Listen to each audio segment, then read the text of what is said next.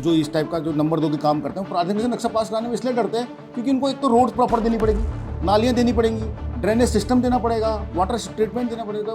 क्या क्या water level को चेक करना कि अगर बरसात होती है, बारिश होती है तो आपके क्षेत्र में पानी भर जाएगा, ये जिम्मेदारी किसकी होती है? देखिए जो जलमग्नता की स्थिति होती है इसका जो सर्वे करने का वो है या तो जल संस्थान या जल निगम करता है संबंधित नगर निगम एरिया में। आपके पास ऐसी कोई फाइल नहीं आती है कि भाई जल संस्थान आपको फाइल भेजता है कि भाई यहाँ पर घर अप्रूव मत करना क्योंकि यहाँ पे पानी भर जाएगा? ऐसा बायलॉज में कहीं भी नहीं लिखा हुआ है। ऐसा लिखा ही नहीं? ऐसा नहीं लिखा है। लेकिन जो अवैध कॉलोनियां हैं जहाँ पर पानी भर जा रहा है उसके खिलाफ एक्शन भी लेंगे आप? उसके खिलाफ आप एक्शन लेते ही हैं और 1978 में कोई भी ऐसी हमारे क्षेत्र में ऐसी कोई कॉलोनी नहीं है कि जो है जो इलीगल रूप से बनाई है और हमने नोटिस नहीं काटे। उनका नोटिस रेज है।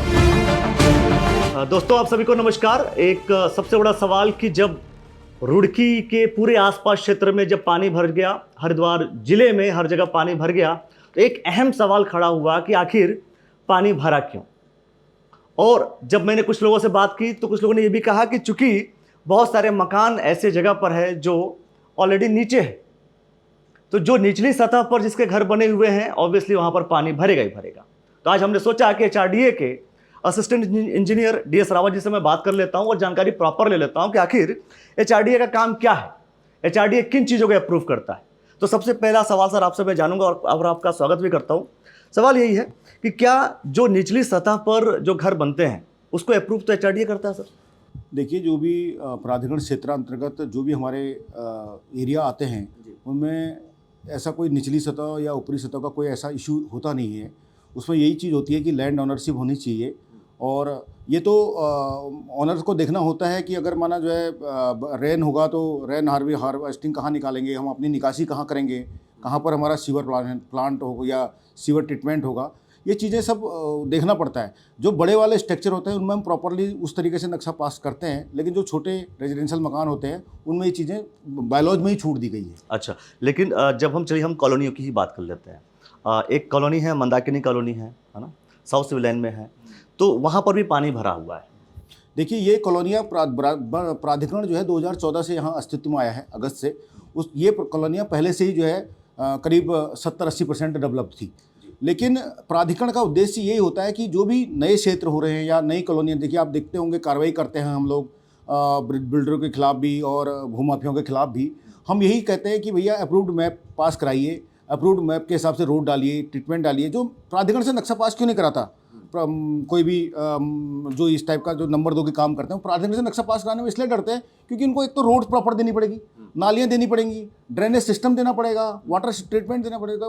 तो इसमें उसका इन्वेस्ट होता है और इन्वेस्ट होता है तो इन्वेस्ट को बचाने के लिए वो ये चीज़ें बचाने के लिए वो इस टाइप की गलत गतिविधियाँ और इलीगल कॉलोनीज काटते हैं। और कई जो कॉलोनियाँ हमने अप्रूव की है, आप देखेंगे सांतरसा क्षेत्र में हमारे 8 फेस पास हैं और इधर ऑक्टागन फेस भी पास है। इधर कई कॉलोनियाँ हमने अप्रूव्ड की है, उनमें देखिए प्रॉपर रोड है, कंप्लीशन दे रहे हैं हम लोग, क्योंकि जो है एज पर बायलॉज बन रहे हैं वो चीज़। तो प्राधिकरण वही जो है का उद्देश्य होता है नियोजित विकास करना। नियोजित विकास तभी हो पाएगा जब जो है प्रॉपर तरीके से लोग जागरूक हों। और ये भी मैं मैसेज देना चाहूँगा, कोई भी छोटा कोई प्लॉट खरीदता है, वो करता पहले ये पूछे बिल्डर से, भैया नक्शा पास है यहाँ का, अप्रूव्ड है ये। अगर ये चीज़ की थोड़ी जागरूकता आ जाएगी तो मैं समझता हूँ कि अगले 2-4 साल में जो है ये जो इलीगल कॉलोनीज बिक रही हैं, लोगों को जो है गुमराह किया जा रहा है, वो सारी चीज़ें खत्म होंगी और लोग मजबूर होंगे हमारे वहाँ मानचित्र पास कराने के लिए। जी, तो सबसे बड़ी चीज़ दोस्तों कि आपके लिए एक प्रॉपर इन्फॉर्मेशन कि जब भी आप कोई मकान खरीद रहे हैं या कोई ज़मीन खरीद रहे हैं तो ये आप ज़रूर पूछिए क्या वो एचआरडीए से अप्रूव्ड है या नहीं। दूसरी चीज़ आपने बोला कि वाटर हार्वेस्टिंग की बात की आपने, वाटर ड्रेनेज की बात की आपने, क्या ये सुविधा मुहैया कराना अगर कोई कॉलोनी बन जाती है, अगर मान लीजिए कि एचआरडीए ने अप्रूव किया हुआ है, तो water harvesting and water drainage की जो व्यवस्था है उसको करना जिम्मेदारी किसकी है? देखिए जो कॉलोनी हमने अप्रूव्ड की हैं, आप प्रॉपरली जाइए, मैं आपको विजिट करा सकता हूँ। आप जो है संतरसा क्षेत्र में चलिए, वहाँ पर मैंने एसटीपी प्लांट हमारे लगा। जब तक हम एसटीपी प्लांट नहीं लगता है तब तक एचआरडीए ओके रिपोर्ट देगा नहीं करेगा, ओके रिपोर्ट नहीं देगा। अप्रूव तो करेगा, अप्रूव तो बनाने के लिए करेगा, लेकिन ओके रिपोर्ट नहीं देगा कि आपकी कॉलोनी वेल और अब ओके है। ओके जब जिस दिन देगा तो उस दिन वो रेरा से क्लियर होगा कि हाँ ये मामला जो है ये अप्रूव्ड हो गई है और प्रॉपर तरीके से कॉलोनी बनी हुई है। इसलिए एसटीपी प्लांट लगाया जाता है, हार्वेस्टिंग सिस्टम और ये जो ड्रेनेज सिस्टम होते हैं ये प्रॉपरली होते हैं, तब उसके बाद कंप्लीशन रिपोर्ट जारी होती क्या है। क्या वाटर लेवल को चेक करना कि अगर बरसात होती है, बारिश होती है, तो आपके क्षेत्र में पानी भर जाएगा, ये जिम्मेदारी किसकी होती है? देखिए, ये चेक करना, क्योंकि देखिए अगर कोई अपना घर बना रहा है, कोई अपना, मैं कह रहा हूं कोई 50 लाख का घर बना रहा है, कोई 1 करोड़ का बना रहा है, कोई 10 करोड़ का बना रहा है, अपनी पूंजी लगाता है कोई व्यक्ति, और जिस एरिया में लगा रहा होता है, तो ये क्या उसको एचआरडीए बताता है कि भाई तुम्हारे एरिया में पानी भरेगा, इसलिए तुम सबसे पहले प्रिपेयर हो जाओ इस दिक्कतों का सामना करने के लिए, या कोई और जो सिस्टम है, या मैं कह रहा हूं निगम है, या कोई भी डिपार्टमेंट?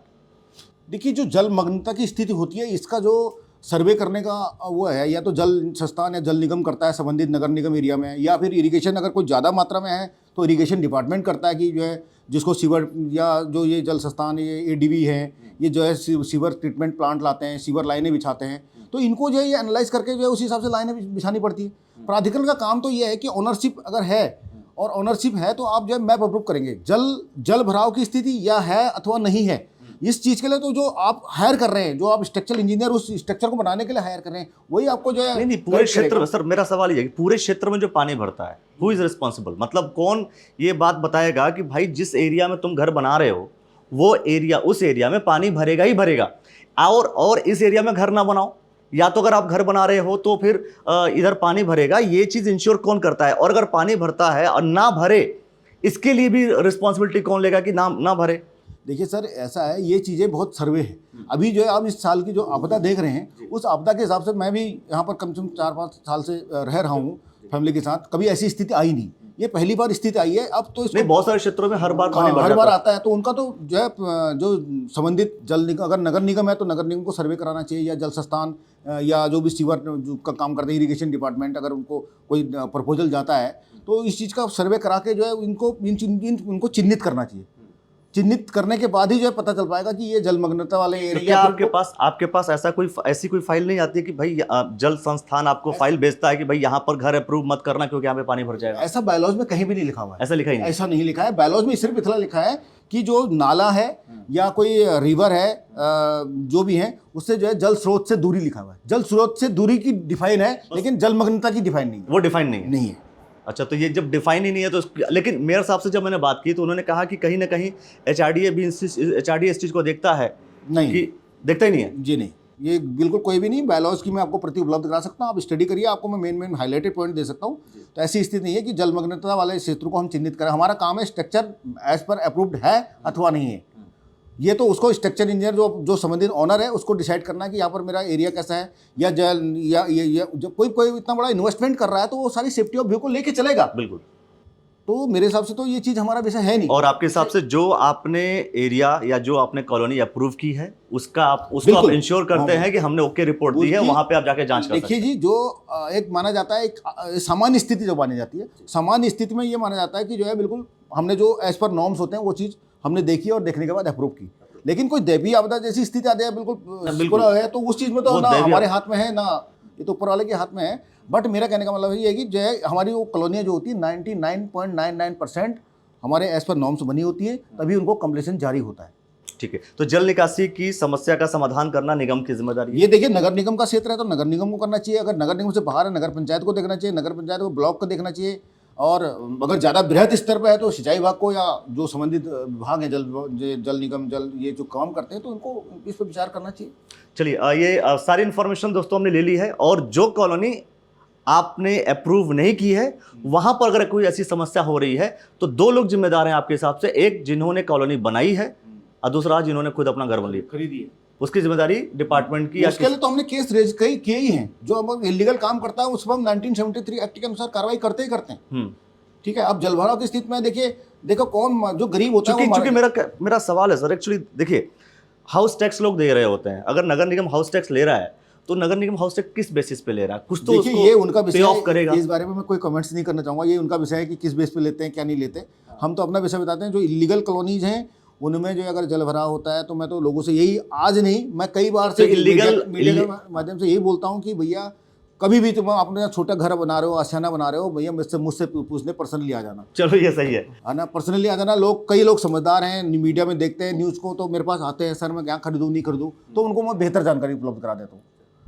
ये एक बड़ी बात है कि खुद आप कह रहे हैं कि अगर अगर आपको कहीं कोई कन्फ्यूजन होता है जहाँ पर आप घर ले रहे हैं, घर बना रहे हैं, तो आप आकर के सीधा कांटेक्ट कर सकते हैं, मिल सकते हैं HRD। अगर आपको इतना साथ में कोऑपरेट करने की बात कर रहा है तो एक अपने आप में बड़ी बात है। लेकिन जो अवैध कॉलोनियां हैं जहां पर पानी भर जा रहा है उसके खिलाफ एक्शन भी लेंगे आप? उसके खिलाफ आप एक्शन लेते ही हैं। और 1970 एक्ट में कोई भी ऐसी हमारे क्षेत्र में ऐसी कोई कॉलोनी नहीं है कि जो है जो इलीगल रूप से बनाई है और हमने नोटिस नहीं काटे। उनका नोटिस रेज है। हमारे जो पीठासीन अधिकारी होते हैं, हमारे जॉइंट मजिस्ट्रेट साहब होते हैं, उस पर डिसीजन लेते हैं।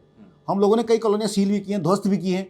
और जो अभी फिर इसके बाद युद्ध स्तर से काम करेंगे जो इस पर इस टाइप की जो बातें आ रही है, ये तो उनको भी सोचना पड़ेगा कि भैया आप लोग ये प्रॉपर्टी बेच रहे हैं, प्लॉटिंग बेच रहे हैं, कौन लेगा ऐसे में? तो आप सोचने का विषय है। अप्रूव करने के लिए किन किन चीजों का मेजरली ध्यान देते हैं? 2-4-5 पॉइंट। देखिए हमारे मेजरली जो है क्या होती है, जो रोड विड्थ मेन होती है। ओके, रोड विड्थ कितनी? अगर 9 मीटर रोड अगर उस प्लॉट में उस एरिया को अप्रोच कर रही है तभी हम पास करते हैं, अन्यथा नहीं करते पास। और दूसरी बात ये होती है पार्क होना चाहिए, गरीबों के लिए आवास होने चाहिए, वाटर टैंक होना चाहिए, STP प्लांट होना चाहिए। जो एक मीडियम स्केल की जो लेआउट होती है उसमें ये चीज़ बहुत अनिवार्य है। STP प्लांट हो और प्रॉपर रोडें हों और सार्वजनिक स्थल हों, ये चीज़ें हम उसमें वो करके अप्रूव करते हैं। तो दोस्तों मुझे लगता है कि शायद बहुत सारी बातें आपको समझ में आ गई होंगी, जो भी इन्फॉर्मेशन आपको मिली है। अगर आपको कोई लगता है कोई आपका सवाल है या आपको लगता है कोई ऐसी चीज़ें जो हमसे छूट गई हो, तो आप कमेंट सेक्शन में अपना वो सवाल जरूर लिख दीजिए। उस सवालों को लेकर के भी हम बैठेंगे। फिलहाल जिम्मेदारी किसकी है, इसको लेकर के भी हम सवाल अन्य अधिकारियों से भी बात करते रहेंगे। अंत में निकाल करके रहेंगे कि आखिर रिस्पॉन्सिबिलिटी किसी न किसी को लेनी पड़ेगी। लेकिन सबसे बड़ी बात HRD की तरफ से आपके लिए आधिकारिक तौर पर एक बयान है कि अगर आप कहीं भी घर बना रहे हैं तो आप जांचिए, परखिए। अगर आपको कोई भी संशय होता है, कोई भी शंका होता है, तो आप आके HRD में भी कांटेक्ट करके जानकारी ले सकते हैं। और जो भी अवैध कॉलोनियां हैं, मैं साफ तौर पर बोल रहा हूं, जो अवैध कॉलोनियां हैं वहां पर यह स्थिति आपको देखने को मिलेंगी। लेकिन जो वैध है, जिसको HRD ने अप्रूव किया, वहां पर ऐसी समस्याएं देखने को कम मिलती हैं। तो बहुत सारे विषय को लेकर के दोस्तों हम बात करते रहेंगे। आप हमारे साथ अब तक बने रहे, इसके लिए बहुत बहुत शुक्रिया सर। आपने जो समय दिया इसके लिए बहुत बहुत धन्यवाद सर।